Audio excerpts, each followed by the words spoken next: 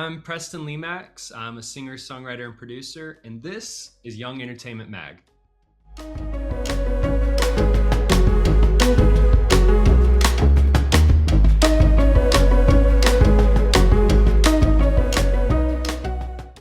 Hi, I'm Morgan Powers from Young Entertainment Mag. It's so nice to meet you. First question is, how did you get into music and what was the thing that motivated you?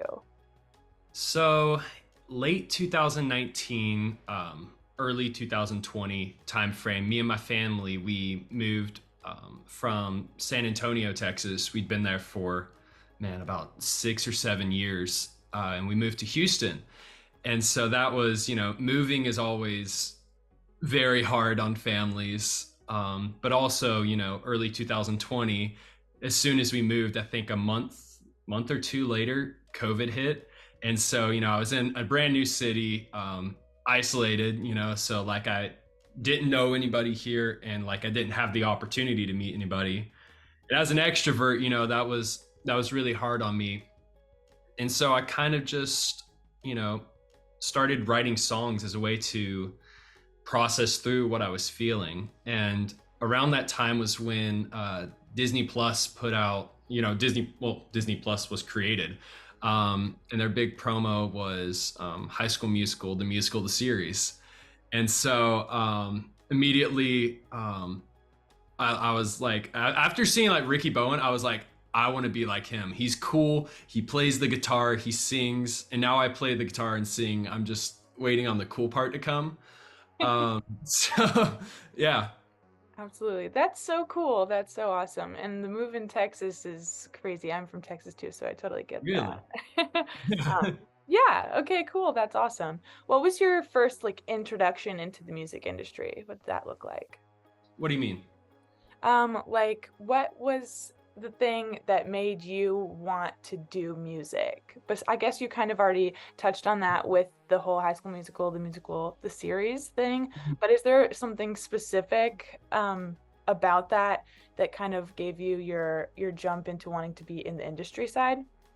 Yeah, I think I'd always like music's always been like a huge part of my life. My mom always loved music, and so she passed that on to me. Just listening to music, I love everything about music, how it can, shift your mood to, whatever emotion the artist wants you to feel. A good artist can do that. And so I was like, I've always wanted to emulate that into, if somebody's feeling something, I want to help them heal from that. And music, I mean, music's the ultimate healing factor. I mean, it is, yeah, it's amazing like that. And so I think being very empathetic, it's kind of just allowed me to kind of do that. So I just wanted to help others, I guess. Yeah, absolutely. That's so beautiful. I love to hear that. Okay. So then what is your favorite thing about music and the entire like creative process? Are you like a writer or do you like this like being on stage and performing? What's your favorite part? Yes. Short answer, but I think the songwriting process is probably number one because I don't know. There's something about just not holding yourself back, just allowing yourself to just put out all of your emotions and everything onto a sheet of paper, and make that into a song. There's something so rewarding and so healing about that, and it's just it's so amazing. And then second, of course, would have to be being on a stage and performing. I didn't know how much I was going to love that until I stepped up. Like I had my first time on a big stage in July, so a couple months ago. And I was like, whoa, like walking backstage, it was like, oh yeah, this is what I'm meant to do. That was my reaction.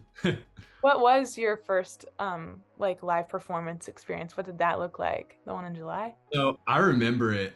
It wasn't anything special. It was me on a stool with an acoustic guitar at this little restaurant place, down here, and it went really.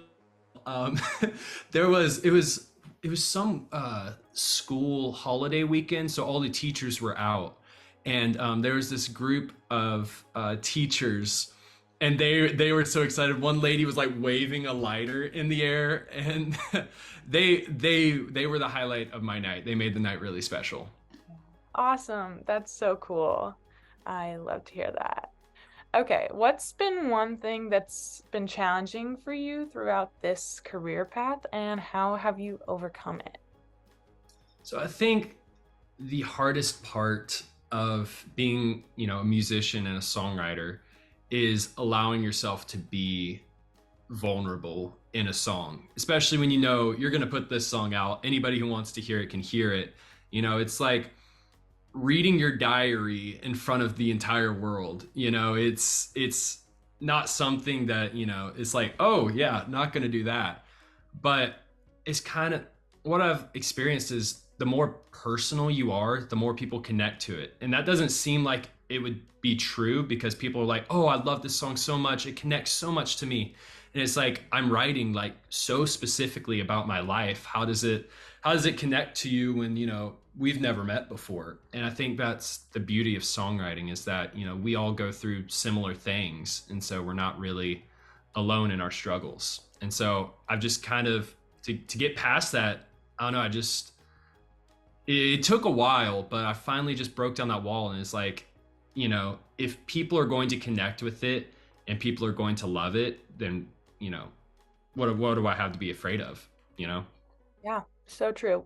Would you call yourself like a perfectionist when you're releasing music and Yes. producing? Is it really tricky? Yeah, I'm sure.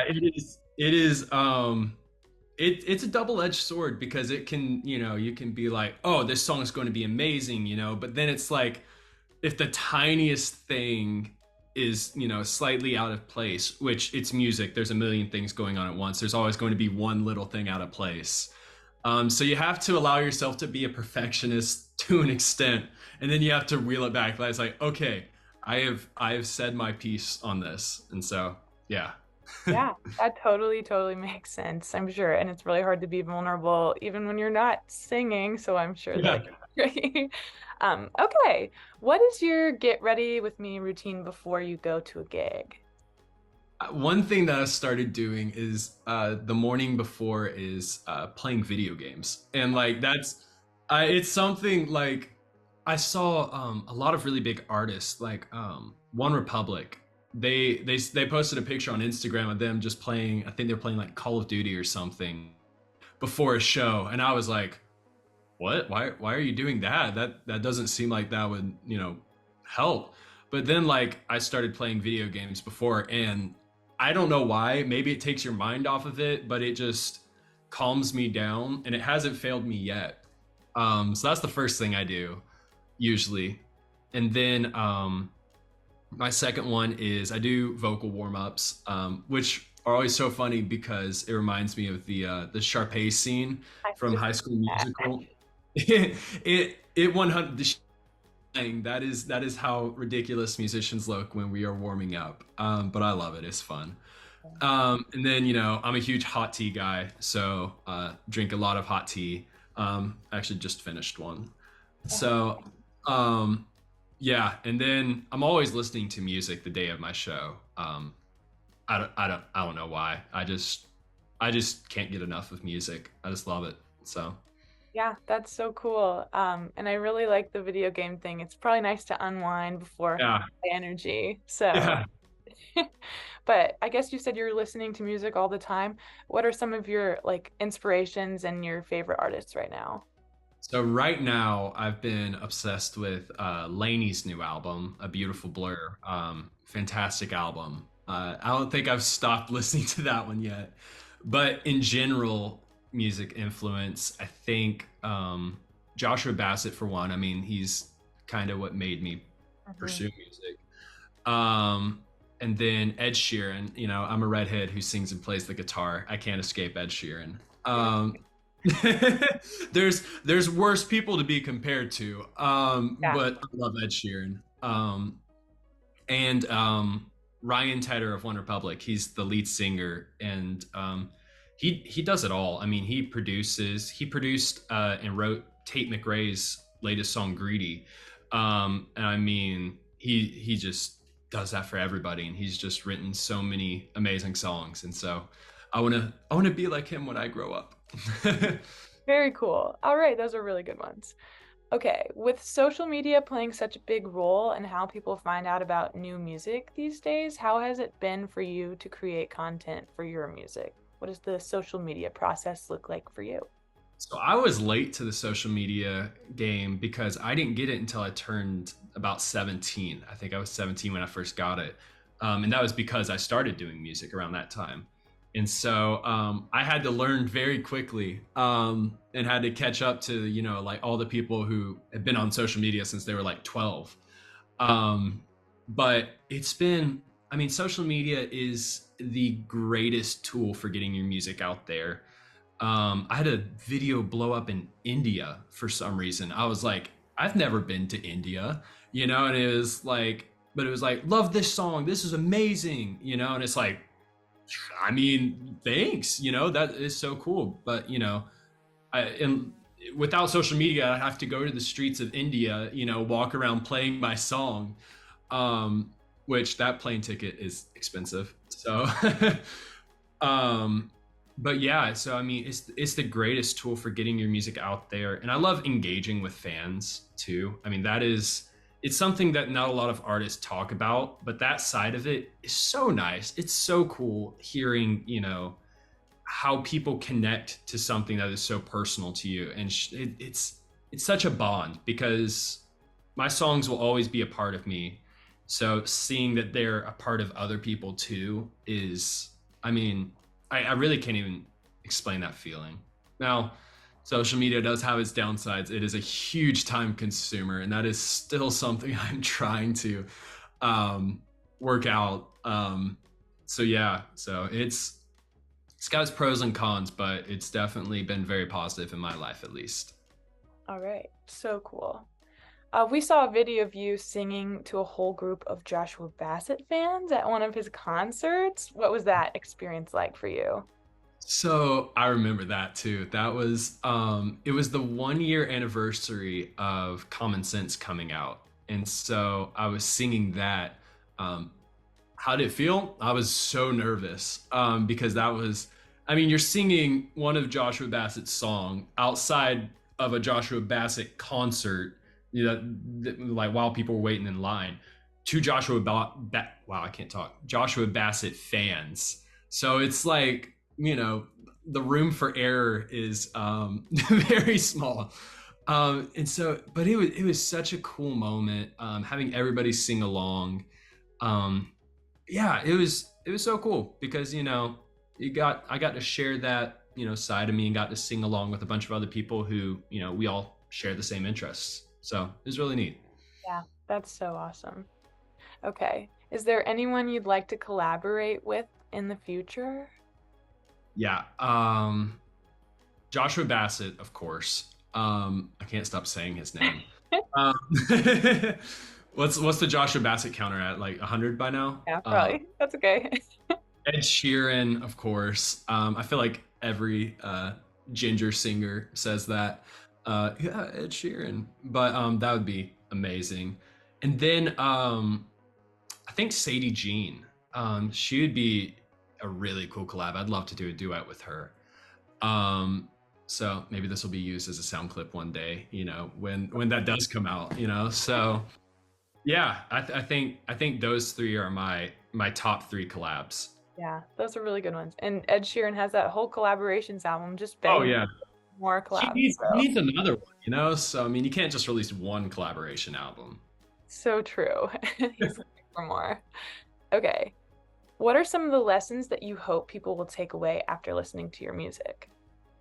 That's a really good question.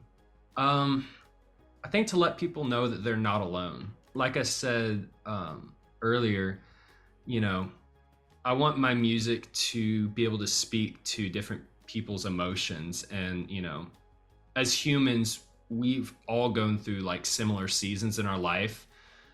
So there's always somebody out there who understands what you're going through. And I think that's I like to give people that hope, to let them know that they're not alone in their struggles, that, there's always somebody out there who, completely understands. And so I try to portray that in my music. Yeah, that's so cool. That's a really good answer. Okay, we have one last little question. My producer said that you have a song for us. Can you speak a little bit about on that song and what that song says to you? Mhm. Um, so the song that I chose is "Would You Love Me Now" by Joshua Bassett. Just another tick on the Joshua Bassett counter. Um, and so I think this song is just a masterpiece in describing the emotion of, like, after a breakup, like, will we get together in the future? I blame Hallmark movies for that feeling. Um, and so it's just a masterpiece in songwriting, and everything, just describing that emotion. I mean, it just transports you to just feel exactly what he wants you to feel in that song. I'll grab out the I'm guitar. like, I don't know how you want to do it, but I'm so excited. All right, let's step, or I guess roll back so it doesn't like lag out.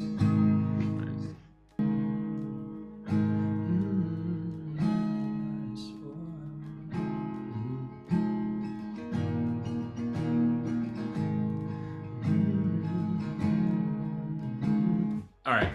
I never wrote the letter that I swore I'd send.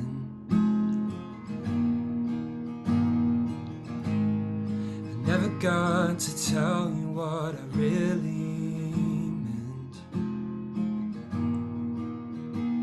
I'm passing Pasadena, do you still live in LA? 'Cause I can't help but think of all the things that I would say if I showed up at your doorstep. Would you turn me away? Oh, would you care to see a stranger's eyes are still the same? Oh, take me or leave me, I'm going home, but I'd rather be going your way. So would you love me now? Take me back to when we were young again, darling. Would you love me now? After everything, would you let me in and love me now? Hey, oh my goodness, I love your voice. Okay, we love it. We love it. Okay, well, thank you so much for hanging out with us today. We really appreciate it. Once again, my name is Preston LeMacks. Thank y'all so much for watching, and this has been Young Entertainment Magazine.